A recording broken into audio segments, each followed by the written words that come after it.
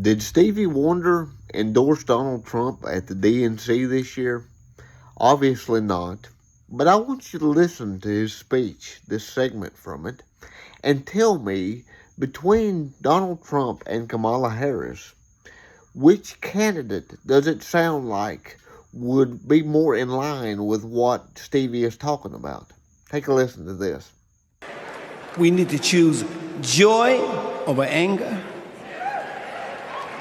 kindness over recrimination, and peace over war.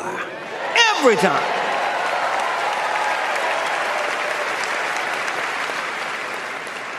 We must choose to be above the ugly words, the hateful anger, and the division those words and anger create.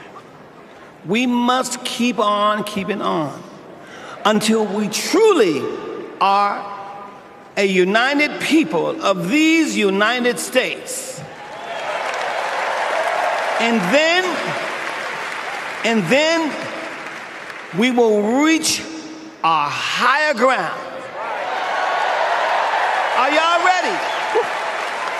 Are y'all ready to reach a higher ground? Are you ready to reach our higher ground? Tell me. I want to hear you again. Are you ready? Are we ready? Because you know we need Kamala Harris. Yes, we do. You know, I like Stevie Wonder as a musician. I'm an old soul, so I grew up listening to a lot of Motown, rock and roll, old country, blues, rhythm and blues, and gospel.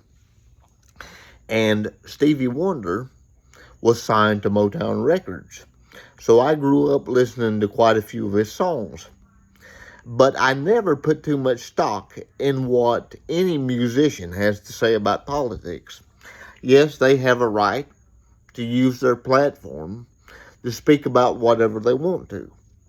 But I have a big problem with fans who put way too much stock in what a musician has to say about politics. Because I know Stevie's blind, that's common knowledge. But I didn't know that he was deaf too, because let me ask you, my friends, between the two candidates, which of the two, between Kamala Harris and Donald Trump, would bring us to a foreign policy of peace, to a foreign policy of America first? Yes, I have criticisms of Donald Trump. I have criticisms of certain elements of his foreign policy.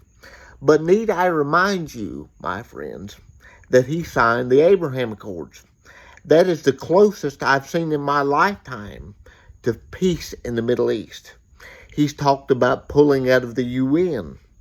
That would be America first. That would be putting America first and striving for peace around the world. We do not need to be involved in foreign entanglements. I think Donald Trump, at least to some degree, takes this seriously. And Kamala Harris obviously would not, because it has been the Biden and Harris administration that has continued funding wars in the Middle East and funding a proxy war in Ukraine. And Tulsi Gabbard has been very outspoken about this. In fact, I believe that's why she's on the terrorist watch list right now, because she has been a very open critic of the Biden-Harris foreign policy. I did a video a few days ago about why she's on a terrorist watch list right now. I will post a link to that in the description of this video if you'd like to watch it. But I believe that that is a large part to why she is on a terrorist watch list, because she's saying this is not in America's interest. And you think Kamala Harris is going to strive for peace? Communists hate peace.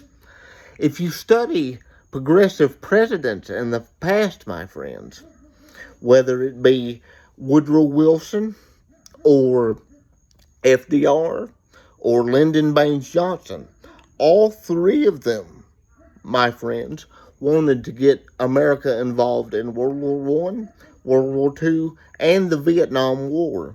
to distract the American public from what they were trying to do at home. They were trying to expand, and they did expand, America's presidential powers way beyond what the Constitution intended. So if you vote for Kamala Harris, you're voting for more war. You're voting for an expansion of presidential powers. To me, the choice couldn't be more clear. Yes, Donald Trump has mean tweets, but the world respects him because he puts off the perception of a real man and a person that puts America's interest first. That is what we need. That is how we strive for peace. Someone who says, let's get out of these foreign entanglements. Someone who, at least in part, is taking the advice of the founders seriously. And that is the kind of person we need. Not someone who wants to continually fund proxy wars. And so if Stevie Wonder was paying attention instead of being tone deaf, he would know that Trump is the better option between the two. If you agree with me, please like, share, and subscribe to my channel. Help me get this message out, because this is ridiculous, this stuff that's going on at the DNC right now.